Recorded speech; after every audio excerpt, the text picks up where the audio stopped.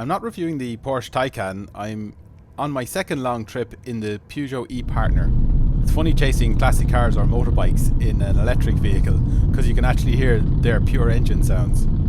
I want to share the following videos with you because it shows how I mitigate against chargers not working or being too busy and managing to continue on with my journeys without interruptions.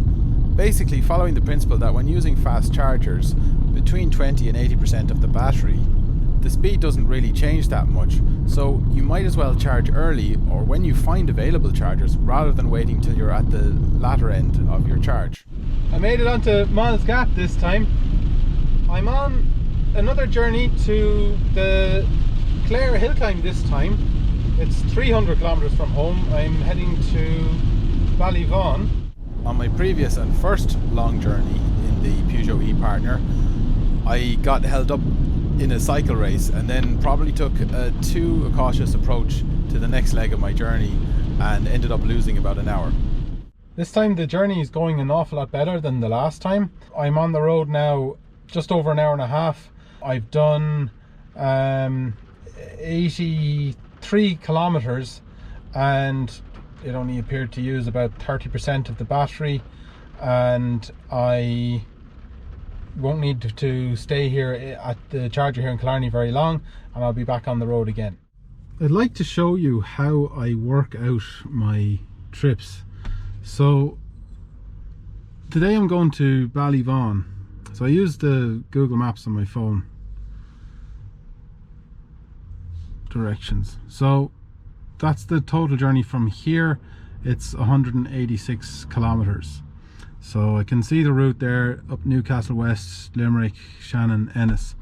So what I do then is I'll go and have a look. I know this van is pretty comfortable around the 130 kilometers per leg. So I'm going to be looking at places. I need a charge about halfway, and then I'll need another one to charge me so that I can get to my location and back again, because there isn't one at the end. So I'll have a look now at the eCars map. Shows me all the ESB chargers. So I would just be, can just go onto that map. I've looked this one up already. So there's, you can see there's a charger at Newcastle West, there's Limerick and Shannon. Now Shannon would be about the one I'd want to get, because if I have to go into these ones in Limerick, they're a good bit off my route, whereas Shannon is quite close to the route. Ideally I could aim for Shannon, and I can actually see the Newcastle West one when I'm passing it, so if that was available I could go there, and then I'd know that would get me right up to the one in County Clare. So if I click on that there, that lets me know that, you know, there's no one on it at the moment, but they're all green, so it looks like they're all working okay, and I can actually make Google Maps send me directly there. That's it. So that's 130k, so that's, I think that's about perfect for this van. I'll leave that in the sat nav, and then I can readjust it if I did take a charge at Newcastle West. And if I can see that it's definitely going pear-shaped, I'm not going to make it to Shannon, I can divert to the Ballysimon Road ones there in Limerick. So I hit start on that. The van actually does something really nice.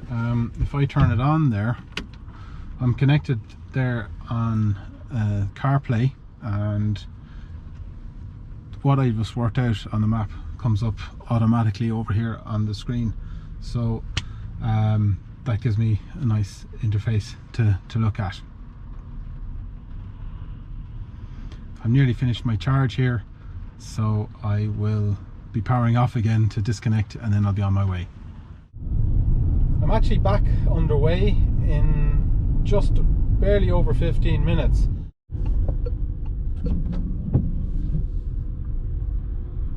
I think I was nearly at 3 hours into my journey because of the diversions the last time, and now I am less than 2 hours in.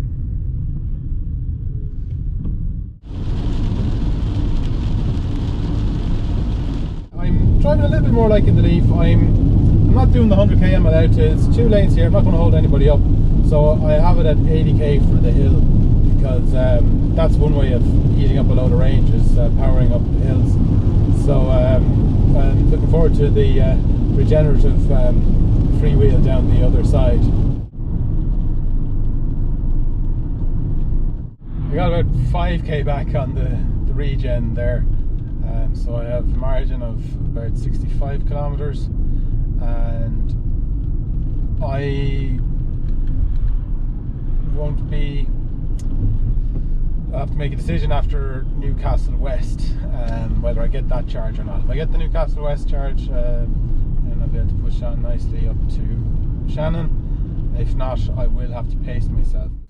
As I approached the Newcastle West charge point at the edge of this garage forecourt, I could see that there was a Nissan Leaf already on it, and that non-electric BMW was just about to take up one of the EV spaces. This type of charger can only do one rapid charge at a time, and I needed the position that the Leaf was in anyway for the charge port on the van, so there was no point in me bothering the BMW. However, if I had been in more need of a charge, I would have needed to park where the BMW was, and I could have used the AC at around 11 kilowatts. I'm just checking on the e-cars now, just to see how long these people in the Leaf are on the charger. If it looks like they're going to be a long time, I will just drive on, take it handy up to Shannon. The Leaf had only started charging about 5 minutes before I got there, so I decided to push on. I checked out that Ennis charger, it's 73 kilometers away. My range says I've got 114. Now, I know I'll use more than that to get that far, so I'll take it a bit handier, and I'll probably go truck speed when I get to the motorway. So I'll be able to go slower, but I won't hold anyone up. And the charger at Shannon is a good bit closer than that, so hopefully I'll get that. But if there was a problem with that, I would have enough to get onto the Ennis one. I actually did end up with 70 kilometers of range left as I got to Shannon. I think doing about 90k on the dual carriageway sections, as I call truck speed, paid off to banking a bit of range, and so that's comfortable. I would have had enough to go to Ennis if there's a problem here, but this is my preferred stop because it's close to the route. That's what you want to see. Free charger. And you never know, might eat something. It is 5:45. So in just about half an hour, the van was charged back up to 80%, which is the point before rapid chargers slow down, and I was ready to go again. That was one of my best legs in the van. 130 kilometers, 2 hours, and a half-hour charge. Put it all back in. I'll have to take a little bit of a diversion to go and do some shopping. Get some supplies for tomorrow. Turn right onto Telly Glass. I'm back on my route now after about 20 minutes shopping, and I have just about 48 minutes to Ballyvaughan, where the Hillclimb is based, and that's about 51 kilometers away, so I have plenty of range to go over 200 on the clock at this stage, so I can go up there and then come back down in amongst all these chargers for my route home. So that's pretty cool.